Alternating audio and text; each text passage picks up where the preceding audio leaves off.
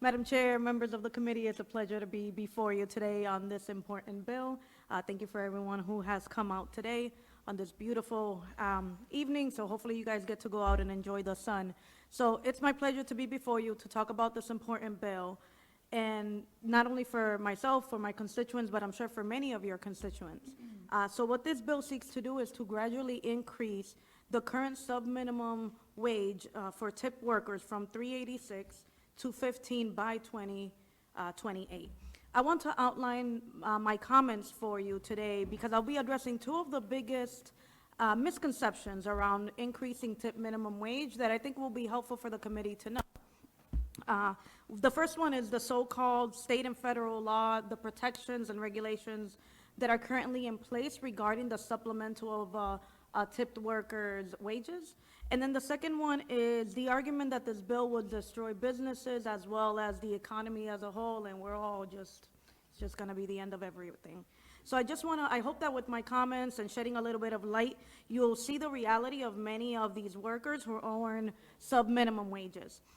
So one of the main arguments, as I mentioned, is against increasing the sub-minimum wage is that pursuant to federal and state law, if an employee's combined gratuities, and this includes their base wage, doesn't equal the regular minimum wage rate of $12.25 in accordance to Rhode Island, the employer must compensate for the difference, meaning they must make up the amount of money that they did not make up during the week, during the day, to be able for them to make at least a base pay of $12.25.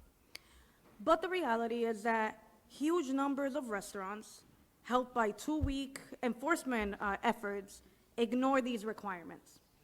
And it's very unfortunate. The Department of Labor conducted an investigation of over 9,000 restaurants, and it found that about 84% of those investigated restaurants were in violation of wage and labor laws. And this included nearly 1,200 violations for tipped workers alone, which make up the biggest share.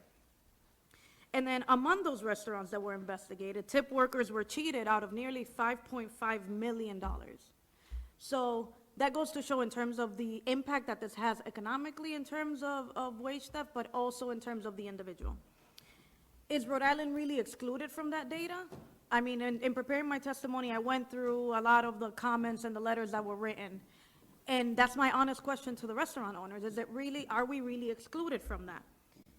And the reality is no. In fact, in 2020, and not to call anyone out, but I will call a restaurant out, Los Andes Restaurant and its owners were forced to pay over $729,000 in back wages and liquidated damages. And that's for 128 employers that they failed to pay from 2013 up to 2020. And that is a 7-year period. Now we know that workers in this industry earn the less amount of money, and most of them unfortunately live in poverty as a whole. So we're living paycheck to paycheck, and now you have to wait 7 years for an employer to go through the process of DOL, the Department of Labor's process, to then get compensated.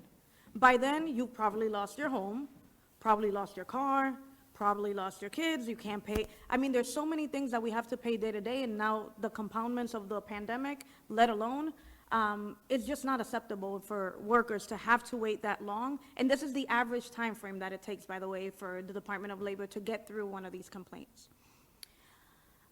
So in fact, many have been forced out of the industry because they are unable to afford the basic necessity, and the research is really clear. Workers in the food and drink service industries are more likely to suffer minimum wage violations than any worker in any other industry. So that's why I really emphasize those types of workers. And then there's also the power dynamic between an employer and an employee in terms of when an employer refuses to give back that money that is owed to them, what are the recourses other than filing? Are you going to stand up to that employer and say, well, you owe me money and you need to pay me? Most likely you'll probably see the door, because even though they're not supposed to retaliate, it happens, and we know it happens. Now think about also undocumented immigrants who work in the industry mostly, make up a large part of the industry. Unfortunately, what are they gonna do? They can't, because of their status, they're fearful. The other argument in terms of this bill is that it really hurts businesses and economies. And you'll hear that raising the minimum wage will ruin businesses, will ruin everything, as I mentioned before. But what you will not hear is that of the 7 states that require full minimum wage, in addition to tips, because we're not saying don't give them tips. If they want to earn tips, they can earn tips.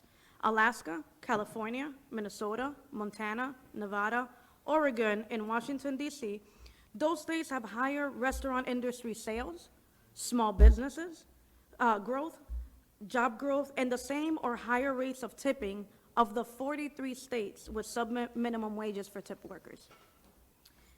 Between 2011 and 2014, equal treatment states, meaning those 7 states, saw a 6% growth in the number of establishments compared to 4% growth in states with separate or lower wages for tip workers. Likewise, employment actually grew in those states by 13.2% in equal treatment states as compared to 9% to everyone else.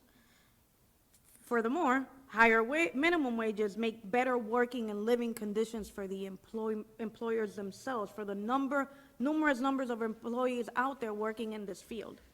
It will put more money in their hands, which means it will be likely to be more money for the businesses as well, because we will be more able to consume as everyone else. But when you don't have that money to play with, to go out with your families, to participate in the economy, the entire economy suffers. So this is something that's beneficial to all of us, regardless if you're in the field. And finally, all working people should be able to support themselves and their families. Yet tens of thousands of Rhode Islanders are unable to do so, making sub-minimum wages. Tip workers are forced to rely on the generosity of others, strangers, in order to to earn what they deserve in terms of being able to provide for themselves and their families, and this is fundamentally unfair, particularly because the industry is comprised mostly of black women and men in this industry. So this is a racial issue. This is an issue that will be helpful to the economy. It'll be helpful to your constituents, and I really hope that you will support it. Thank you.